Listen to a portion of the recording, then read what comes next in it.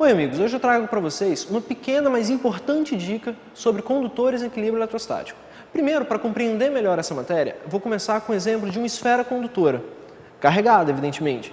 Percebe que aqui eu coloquei ela carregada com cargas positivas igualmente distribuídas por toda a superfície da esfera.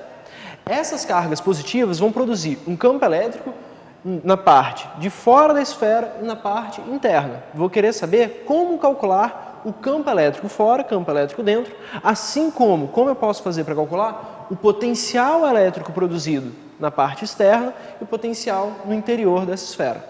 Bom, no ponto externo é você pensar, algumas partículas carregadas ficam próximos ao ponto que eu levei em consideração, algumas partículas ficam mais afastadas.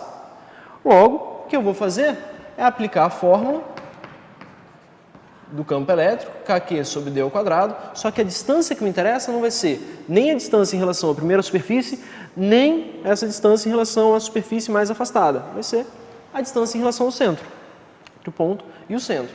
Potencial elétrico, se é um ponto fora da esfera, mesma coisa, só aplicar a fórmula, kq sobre d. A gente muda um pouquinho aí essa configuração quando a gente pensa agora num ponto no interior da esfera. Percebe o seguinte, isso aqui é uma esfera condutora, porém ela está em equilíbrio eletrostático, então não existe fluxo de carga por ela. Dessa forma, não existe diferença de potencial entre dois pontos dentro da esfera. Sendo assim, a gente vai concluir que o campo elétrico no interior da esfera é um campo elétrico nulo. E, além disso, a gente vai dizer que o potencial vai ser igual ao potencial na superfície. Então aqui, para calcular o potencial no interior da esfera, uso a fórmula do potencial, só que eu não uso qualquer distância. Mesmo que eu esteja dentro da esfera, eu vou usar kq sobre r. R é a distância do centro até a extremidade, o raio dessa esfera. Como é que a gente pode buscar uma aplicação mais prática para esse conteúdo? Imagina aqui que eu tenho uma carga positiva, e essa carga positiva está próxima a um ponto qualquer.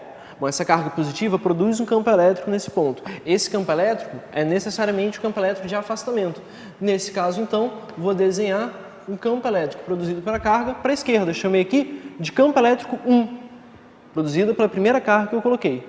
Só que eu quero proteger esse ponto dessa carga, ou seja, eu quero que, mesmo essa carga estando aqui, esse pontinho não sofra influência nenhuma desse campo elétrico produzido. Para isso eu vou fazer o que a gente chama de blindagem eletrostática. Ao redor desse ponto eu vou colocar uma esfera condutora. Coloquei uma esfera condutora e percebe o seguinte, a esfera ela possui cargas positivas, cargas negativas. Afinal de contas ela possui prótons e elétrons, mas a carga total dela ainda é neutra.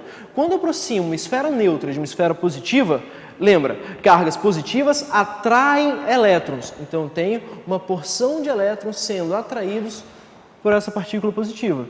Em contrapartida, se os elétrons migram para o lado direito, alguns elétrons migram para o lado direito, a gente vai ter como consequência uma polarização desse corpo. A outra extremidade vai ficar carregada positivamente. Tem um corpo polarizado.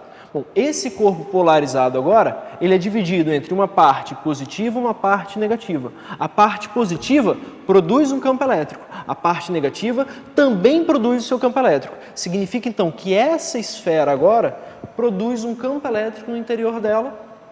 É um caso diferente ali daquele meu primeiro, né? O campo elétrico 2.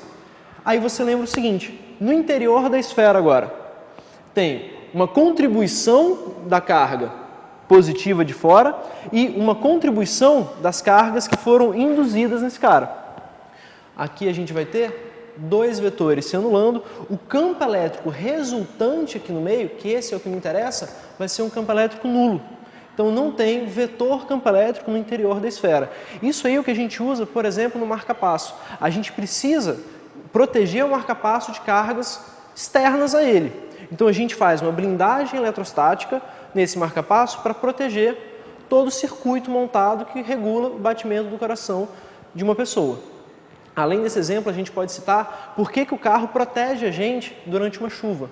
Se a gente tem uma chuva com relâmpagos e trovões, a gente tem que tomar cuidado porque o relâmpago, um raio, é uma descarga elétrica. Se essa descarga elétrica acontece sobre você, você vai ter algum dano por causa dessa descarga. Para proteger você dessa descarga, você pode ficar no interior do seu carro. Quando você fica no interior do carro, qualquer descarga elétrica que aconteça no carro vai passar pela superfície do carro. Você que está no interior do carro está protegido.